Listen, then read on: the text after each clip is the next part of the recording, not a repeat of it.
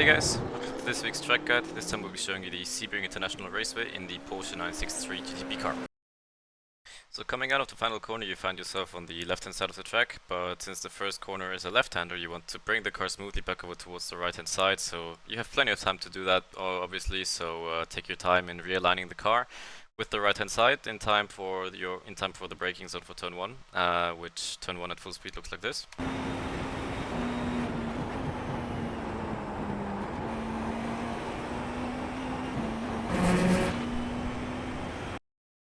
So starting from about start finish right around here, so you will see that the approach for turn 1 starts, it's not as straightforward as it might look because the wall on the right hand side does make a kink shortly before you're approaching the braking zone, so be sure that you're not aligning your car, that you don't align your car with the right hand side too early, otherwise you will be finding yourself at an awkward angle going into turn 1. So right around the change from a solid concrete wall to these I think movable concrete blocks right here, that's where the wall makes the final sort of angle change that's the final angle change, from which point forward you can realign the car with the right hand side. And as far as your braking goes, I say it's about halfway between passing underneath the shadows of the bridge and this kink, if you can see it right here. So about halfway between these 2 points, that's where you start to brake for turn 1. Be mindful that you do have a lot of downforce here to help you out, but also keep in mind that the approach here is really bumpy, so if you overdo it on the brakes you can easily overload the fronts by having a little bit of micro locking. So be sure to introduce the brake pressure smoothly and progressively, and don't overdo it on the brakes, and also don't carry too much speed on the entry. Try to bring your car in over this yellow line on the approach towards the apex, and right as you start approaching the apex of the corner itself, once again you can roll back into the throttle, and I also sometimes grab fourth gear just before going back on throttle again, because obviously the lower gear you have, the more initial torque you will have. So it can be done in fifth, I think, especially as the stint goes on. But if you need it, you can grab fourth here easily in order to have the power more readily available when you need it. And roll back into the throttle smoothly. Be sure to not overload the fronts over the bumps throughout the exit, and try to keep it aligned with the wall for as long as possible before running out wide towards the exit of turn 1. Which you can see here that there's a bit of curbing to help you out as well. Be sure to not overdo it on the curb usage here, because obviously beyond the curb there's a bit of sand waiting for you, which it will allow you to get away with a bit of sand clipping on the outside, but the off track here, it can creep up on you pretty quickly. So yeah, make sure of that when exiting turn 1. And that spits you straight into the approach for turns 2, 3, 4 and 5, which at full speed look like this.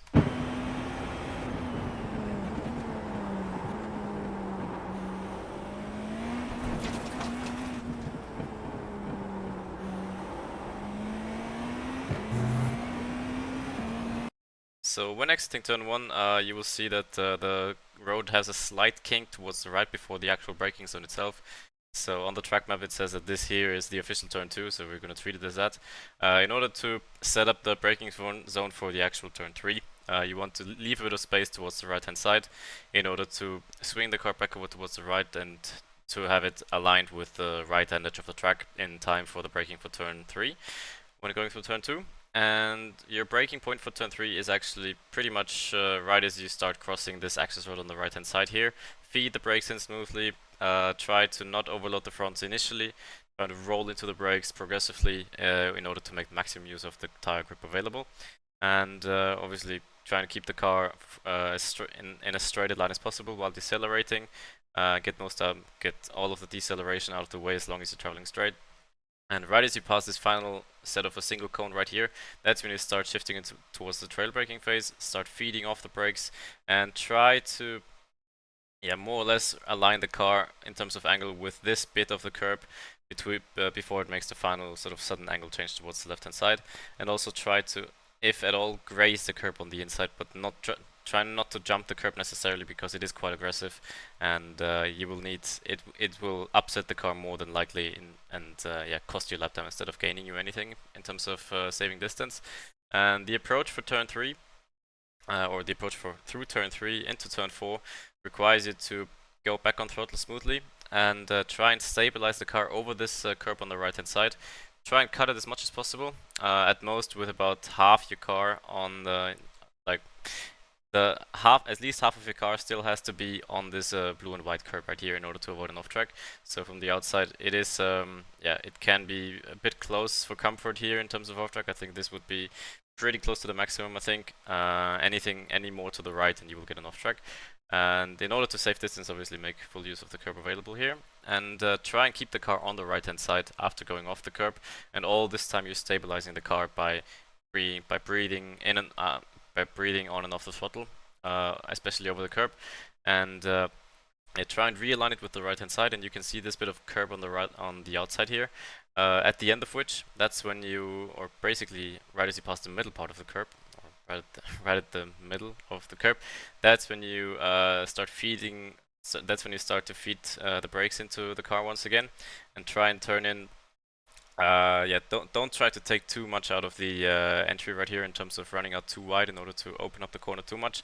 You can turn it pretty much straight away as you're stepping onto the brakes. So yeah, the angle of the corner allows for a pretty early turn in, and only thing you have to keep in mind that you don't clip the inside of the curb too aggressively. At most, graze it, same as turn 3. In order to have the car in as balanced a position as possible when going through it.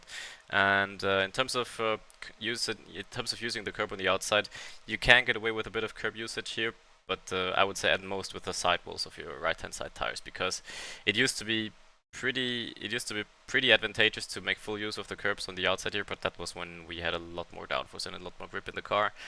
Since there is not really any sort of since there's a lot less downforce and a lot less grip available, most of the time the car will not let you get away with jumping over the curb and unsettling the car too much. More than likely it will lose you time rather than gain you time. So the more consistent approach would be to stay off the curbs and try and get as smooth and as straight an exit out of turn 5 as possible. And yeah, that leads us out of turn 5 into turn 6, which is this flat out right-hander, which is pretty self-explanatory. You just keep it on the right-hand side since you are already on the right-hand side, and you try and save as much distance as possible. And exiting turn 6, you want to feed the car back over towards the left-hand side in time for the hairpin of turn 7, which at full speed looks like this.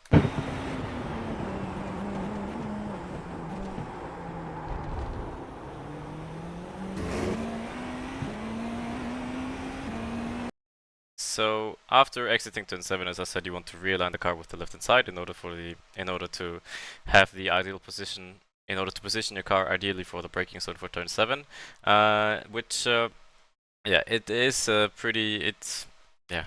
braking zone seems to be getting longer and longer each season we have, especially with these conditions we have this week, because the track is pretty slick and pretty slippery and low grip because of the high temperatures. But in terms of braking zone, you're looking out for this change in surface right here. So there's a bit of a darker patch of asphalt on the left-hand side, at the beginning of which, or basically right as it starts, that's when you start to feed the brakes into the car. And yeah, once again, be mindful that you want to keep the car in as straight a line as possible while getting the bulk of the deceleration part done in time for the hairpin.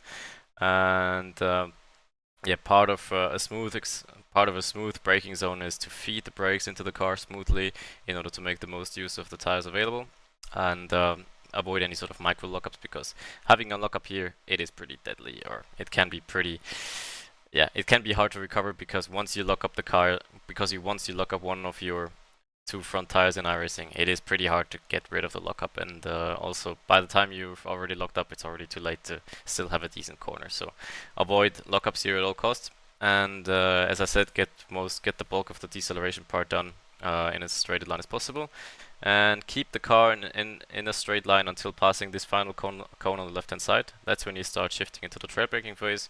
Feed off the brakes, feed the car into the corner itself. And you can make pretty good use of the curbs on the inside here, but I would avoid going any farther than the inside of the curb, because if you go into this, if you go more towards the inside of the blue and white curb, that's when the curb will start grabbing the front right tire and sort of cause you a snap. If things go if things go wrong here, so at most make use of the curb up until the inside edge of the curb itself. And as far as the exit goes, try and get the car rotated and feed the throttle back into the car as soon as you're sure that you're not going to suffer any snaps on exit. In terms of gearing here, you can see me grab first briefly, but grabbing or going back up to second just before I start accelerating again. That is because the car just has that bit more of a smooth torque delivery in second gear, especially in in slow speed corners. And this goes for pretty much every GTP or pretty much for all three of the GTPs I've done this week. So that's kind of like BMW and the Porsche. So yeah, on exit I would recommend second gear over first gear, obviously, and try and get the car rotated as early and as quickly as possible in order to have as straight an exit as possible. And in terms of the curb on the left hand side here, try not to overuse it or try not to take too many liberties with the sand towards the left hand side of the blue and white curb. Try and keep it on the blue and white curb at most if possible. And yeah, after that, it's pretty straightforward. So try and minimize the distance through these flat out kinks on towards the right and towards the left in approach for a Cunningham corner, which yeah, requires you to bring the car back over towards the left hand side and in order to have the ideal line for the braking zone. But the upcoming right and left hander at full speed look like this.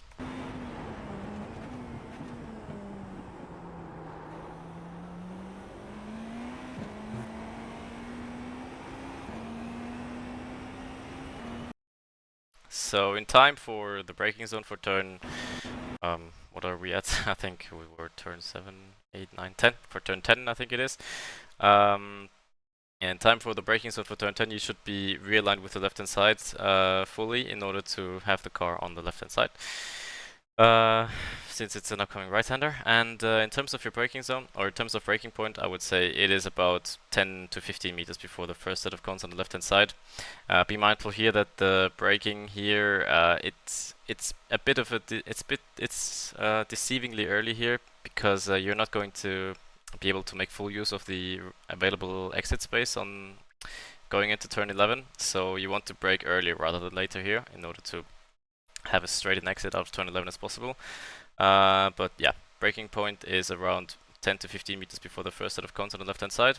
Obviously, once again, try to keep the car in as straight a line as possible while decelerating. And yeah, go down into second gear and about, yeah, pretty much once again as you pass the final cone on the left hand side, that's when you start shifting into the trade braking space and feed off or start rolling off the brakes and introduce the car into the corner itself. And try and hug this inside part of the corner for as long as possible. You can go on throttle pretty early here because the rear of the car will sort of dig into the corner on traction, and it allows for pretty aggressive initial throttle input. But try and keep the car on the right side for as long as possible, and try and keep off of the left-hand edge of the track, because the upcoming left-hand kink otherwise requires you to travel too much distance or will stray you too far towards the right hand side when after passing this left hand kink here. So try and have as straight an exit as possible out of turn 11 or out of turn 10 in order to approach turn 11 with a more ideal angle. And you can see here as well that it is all about feeling out what the car is giving you in terms of traction. So you will see me play around with the throttle here all the way through this double left-hander. And yeah, be prepared that the car will try and snap away from you if you overdo it on throttle here. So yeah, all this whole section right here is all about saving the rears, saving as much of the grip available as you can over a stint, because if you overdo it on traction here too early, it will come back and bite you later on into this section right here.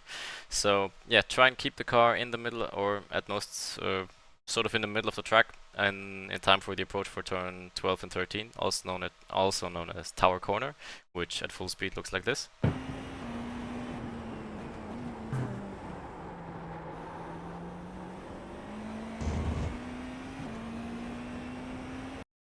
So exiting turn 11, as I said, you'll be coming out most likely, or it is pretty likely that you'll come out of turn 11 fighting the rear end of the car. So be sure that you have the car settled back down in time for the approach for turns 12 and 13.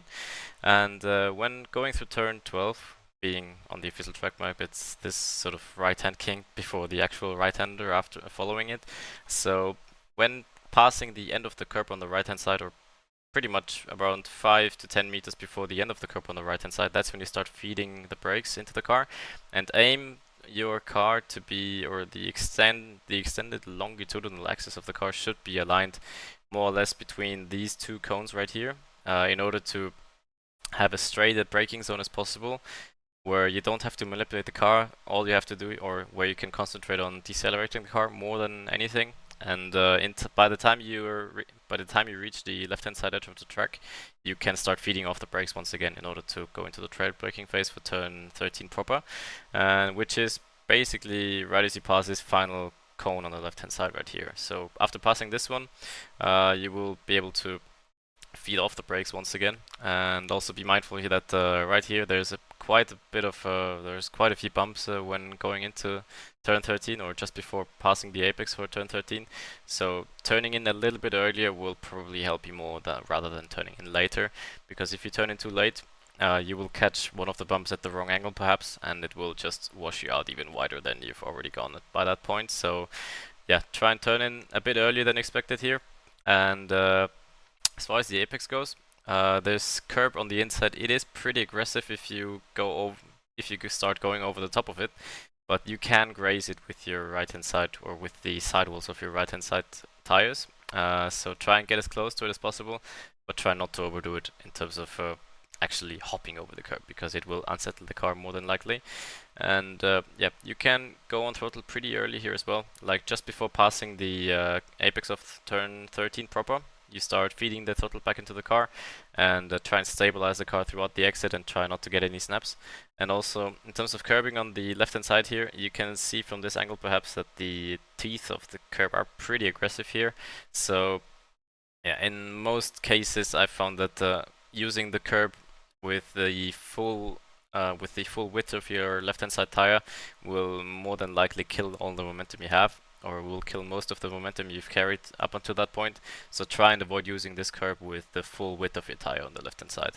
Like, you can see me graze the curb ever so slightly with about half of the left hand side tires, but that still means that at least part of the tire is still touching a smooth bit of road surface next to the curb, which will help you carry the acceleration properly. Like, if you go onto this curb with your entire tire, that will cost you a little bit of momentum, or cost you quite a bit of momentum when exiting turn 13. So try and avoid that. Bring the car back over towards the right hand side in order to approach turns 15 and turns 14, which for some reason turn 14 is counted as the upcoming two left-hand kings, which are obviously flat out. Try and approach them from using a little bit of curbing on the right-hand side here, and try and cut this or try and graze this first one. This first one is a bit aggressive, a bit more aggressive than the second one, but the second one you can actually go fully over it up until the inside edge of the curb on the left-hand side. And when approaching turn 14, it leads straight into turns 15 and 16, which at full speed look like this.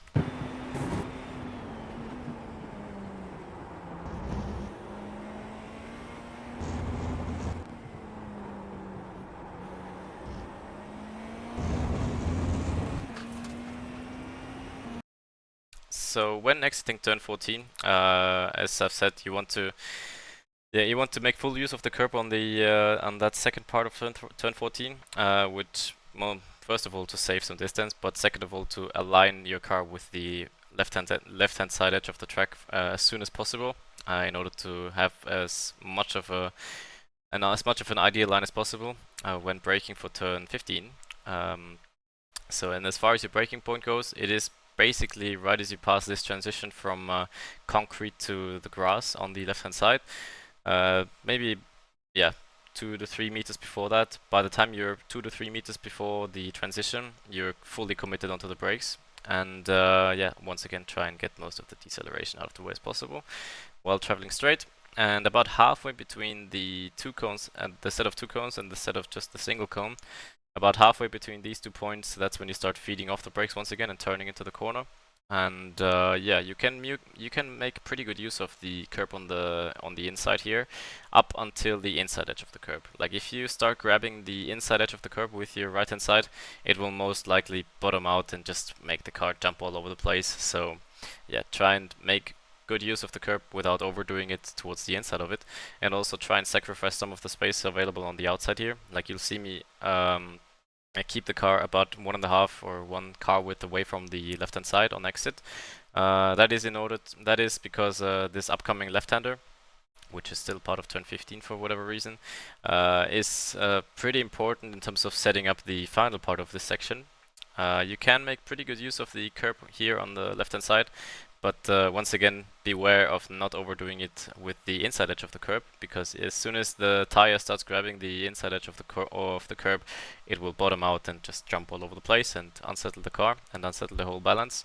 Try and get as close to the inside edge as possible without dropping off of the inside edge of the curb. And around here you need to modulate the throttle pretty carefully in order to shift some of the weight forwards and backwards and keep the car stabilized over this left hand side corner or over the left hand side curb, and try and take a bit of a swing towards the left hand side, but be mindful here that the further you run out towards the left hand side, the less grip you will have available. So try and turn in pretty much as soon as your car is about half car width away from the white line here. And all this time you're feeding the brakes, or all this time you're only just touching the brakes here, but it is a pretty long, you don't really have a lot of brake pressure here, but you keep the brakes on for pretty long until you're sure that your car is angled correctly for the exit of turn 16 in this instance. And once again, same principle as before applies, or basically every curb around this track. The curbs here are pretty smooth up until you cross the inside edge of them, because once you drop off the inside edge, it will grab the inside wheels pretty aggressively and unsettle the car and make the car bottom out and lose you all of the momentum. And exiting turn 16, be sure that the outside curbs right here, they are pretty usable, or they are pretty user friendly. But only if you don't really. But yeah, be mindful to not carry the car with an oversteer onto the curb. Like, be sure that you feed the throttle in exiting turn 16 in a way that doesn't let the rear snap away from you, because once you carry a slide onto this curb, it will lose you all of the momentum you've carried up until that point. So try and carry the car onto this curb in a straight and in as settled a manner as possible. You can see here that I'm still fighting the car just before approaching the curb, but by the time I am on the curb, the car is more or less straight at this point, so it allowed me to carry pretty good momentum over this curb and throughout the exit. So yeah, that's turn 16 for you, and you have this long back straight approaching the final corner, also known as Sunset Corner, which requires you to keep the car basically on the left hand side where you already are. Exiting turn 16, and yeah, the final corner for one final time at full speed looks like this.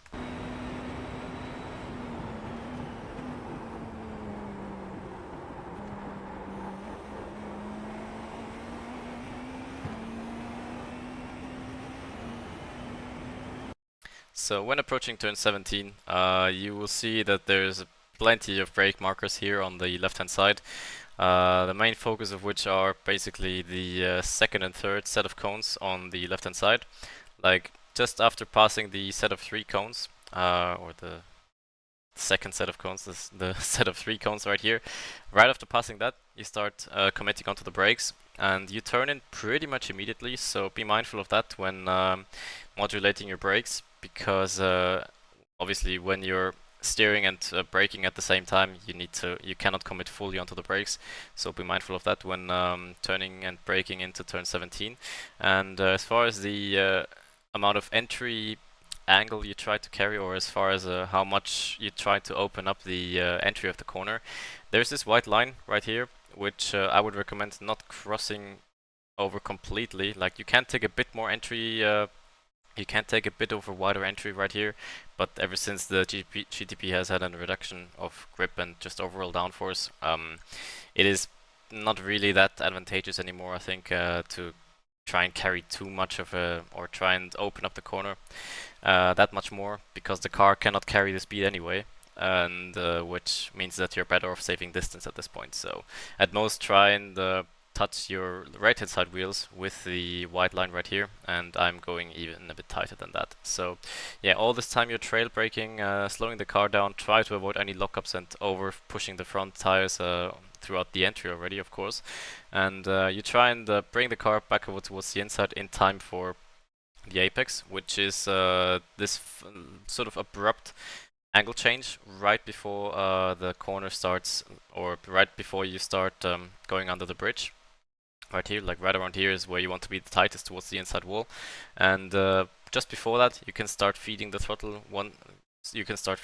into the car once again in order to stabilize the car, and try and keep it as tight as possible all the way throughout the exit, and only start straightening out the steering the moment you're sure that you don't need every bit of exit space available, because as you can see here, you obviously try and make full use of the track available towards the outside, but this final bump on the left hand side here, which you can see in the tire wall, that the track has a bit of a pretty massive bump right here. Yeah, just before that, if you're still on the limit of the front tires and you start crossing over this bump, it will just spit you straight into the wall. So by the time you cross this bump right here, the car should not be facing the wall anymore, because this bump on the exit right here will take away a lot of your front grip, and you can see here, even without facing the wall completely, the car still ran out wide pretty much all the way towards the wall right here in this instance. So be sure to leave a bit of margin when exiting sunset in these conditions. And yeah, that's all that's left to do after that is get your upshifts right, get back over towards the start finish line, and yeah, that was one lap of the Sebring International Raceway. So that was one lap of the Sebring International Raceway in the Porsche 963, and I hope I could give you some helpful tidbits here and there, and enjoy a week of racing and the new season, and I'll see you guys next week.